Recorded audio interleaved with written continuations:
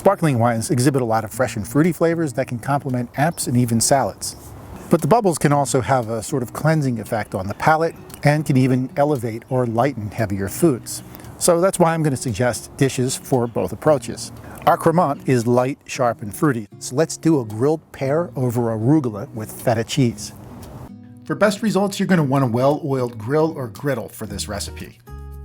And we'll start by halving and coring those pears. You'll want your griddle pretty hot for this, and it's only going to take the pears a few minutes to cook. In the meantime, we're going to make a sauce for the top of the pears using fresh grated ginger, the juice from half an orange, and whiskey and about 2 tablespoons of olive oil.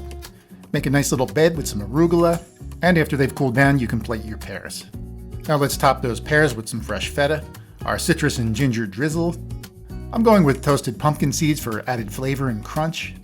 And lastly, a little magic sprinkle of some cinnamon and sea salt. Champagne pairs classically with fried foods and white truffle as well. So let's make some fried potato wedges with fennel prepared 2 separate ways and a truffle aioli. Yukon Golds and russets are the best for frying, and I'm going to cut these up in these nice large rustic matchsticks. Get as much water out as possible, and I'm tossing them in a little bit of cornstarch, which makes them even crunchier. And for added complexity, I'm going to top this dish with some fennel, both fried and caramelized. I'm using canola oil at 325 degrees to make my fries, and sauteing the fennel to get it caramelized. For extra crispy fries, drain them on a rack and then fry them twice. And of course, don't forget to season them. For the aioli, combine about 2 tablespoons of truffle oil with a cup of mayonnaise, the juice of half a lemon, season, and whisk. Toss the remaining fennel in cornstarch and fry that up as well. And we're ready to plate. I'm going fried fennel first and then caramelized on top.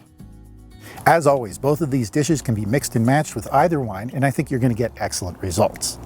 I hope you get a chance to whip both of these up and join us for the live tasting in a few weeks. And if you haven't yet, buy your wines at WTSO.com and reserve your spot. I'll see you there. Cheers.